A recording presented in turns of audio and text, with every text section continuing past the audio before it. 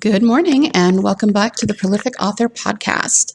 So it is the week of Thanksgiving and I had a podcast planned to put out for you, but the week of Thanksgiving is kind of throwing me through a loop. Not in a bad way. It's just that it's really busy and I keep getting behind on things. And that's probably going to continue as the holidays are upon us. And, it tends to be a really crazy time of year. So what I decided to do is to kind of push the podcast I had in mind until next week. And I just kind of wanted to riff a little bit on gratitude and thankfulness as authors. Especially over the last few months, I've come to realize that having gratitude and sitting in gratitude is one of the most important things you can do in your life. And of course, that applies to your writing, but it really applies to all areas of your life. Most gurus out there, anyone who's trying to teach you anything, coaches, self-help, anything like that, will tell you to be thankful and to sit in gratitude if you can. And you can go out and research it. There's a lot of reasons why they tell you to do this, a lot of different ways to explain it. But my favorite way to explain it is just to say that sitting in gratitude always changes your mindset about something. So let's say that, you're really frustrated with your family members. Maybe you got into an argument with someone, or your kids are just, really pushing your buttons today, or, your significant other is being particularly annoying or something like that. If you sit down and think about all the reasons that you're grateful for those people, suddenly you're not so annoyed, right? You're not so angry. You're not so frustrated with them. Okay. And that's what gratitude does. It changes your mindset. So if we apply that to our writing, think of it this way. Let's say that we're trying to get our words done for the day and we find ourselves kind of not in the right headspace and not wanting to do it because, let's be honest. We all know that we love to write. We feel called to write. We want to write. I mean, that is not the problem. But we all have lives and we all have work and family and a million other responsibilities. And sometimes, even though we love it, it can still be stressful to get it done. So if you find yourself in that position and you sit down to write and you're just not in the right headspace, sometimes if you just take a moment of quiet introspection and decide to be grateful, to find gratitude for your writing, it will put you into a better mindset and you will find that you can get it done.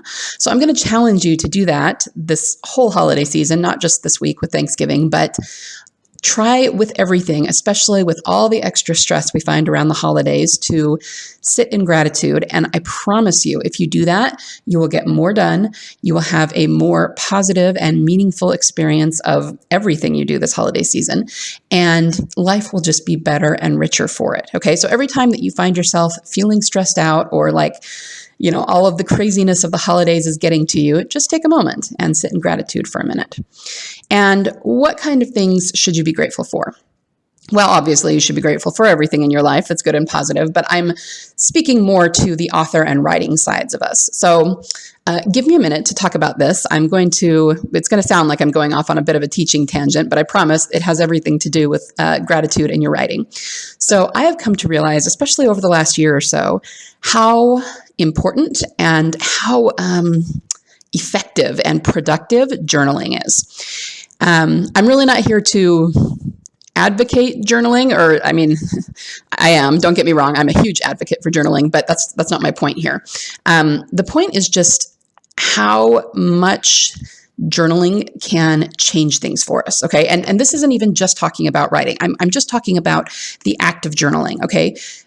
Again, it's one of those things that just about any coach or guru out there will tell you to do. Okay. So it doesn't matter. It can be about writing, but it can be about productivity. It can be about self-help. It can be about weight loss. It can be about starting a business. Okay. Anything that you're trying to do that's difficult or that you're trying to either achieve or overcome, journaling makes a huge difference. It is very efficient at helping you change what you want to change and create the good habits that you want to create.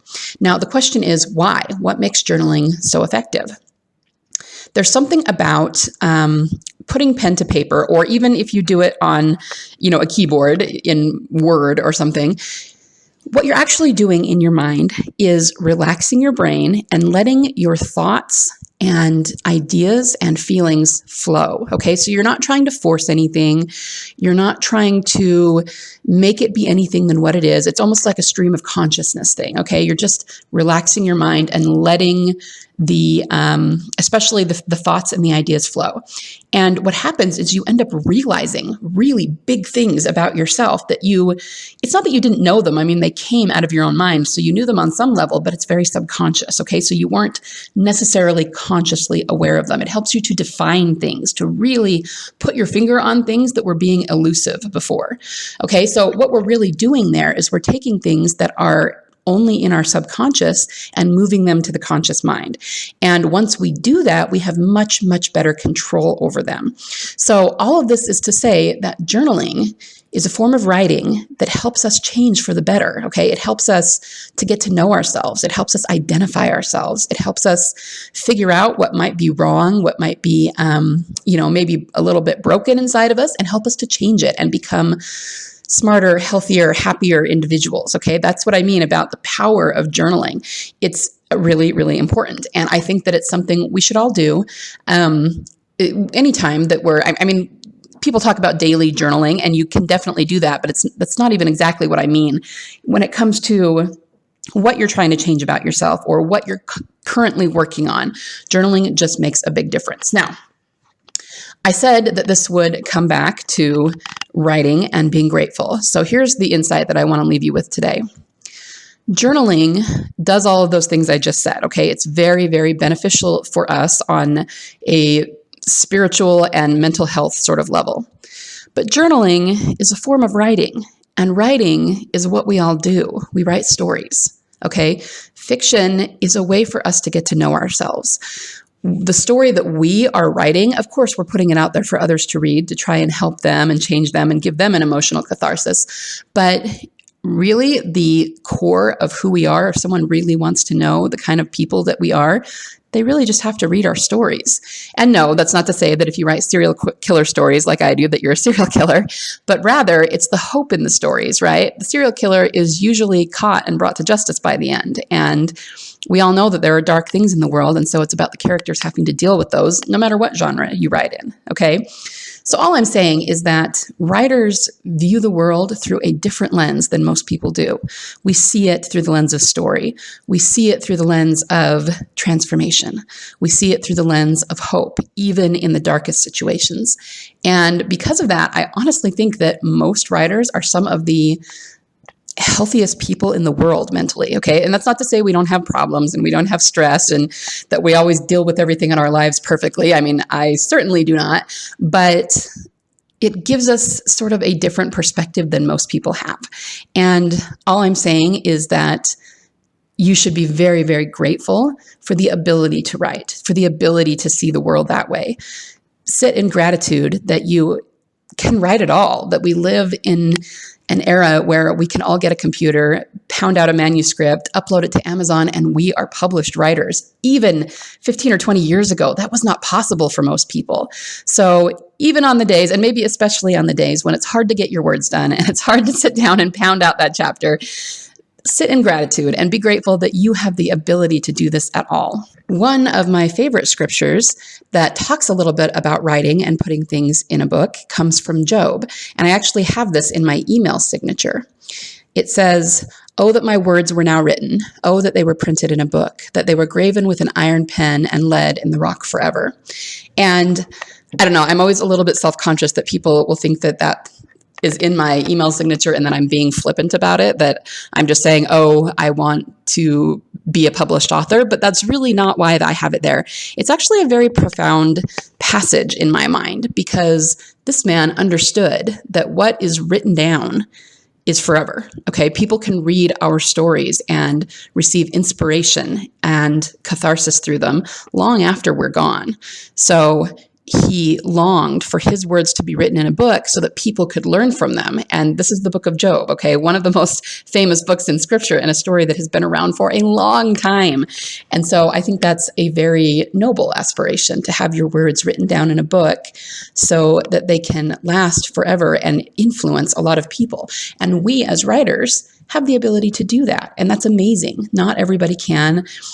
I am always just floored when I hear stories of famous authors of bygone eras, people like, Samuel Clemens or, even J.R.R. Tolkien or C.S. Lewis, who had to write with ink and quill or even type their stories out on a typewriter. And I just think, man, I do not know if I have the patience to stick with something like that. I don't know if I could do it if I didn't have all of the modern technology that we have that makes it so much easier.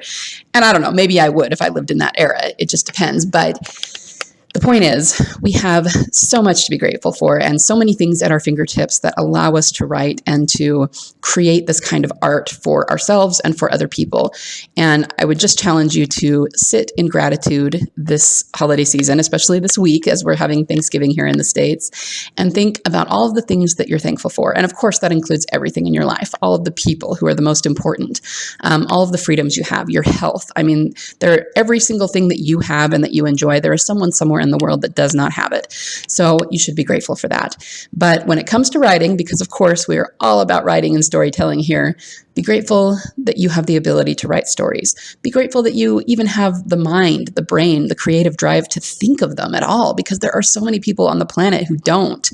And then, of course, that you have the ability and the know-how and the technology to be able to do this. If you have ever gotten even one book sale, if you have ever gotten even one good review where the reader said your book was amazing and it had such a positive impact on them, you are very blessed as an author.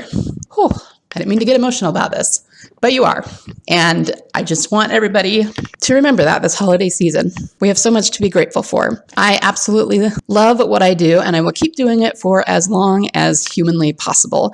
And I'm sure that's true of most of you too. So with that said, everybody have a wonderful Thanksgiving and much love and happy Turkey Day to you all. And I will be back with the next episode of the Prolific Author Podcast next week. Bye, everybody. Happy Thanksgiving.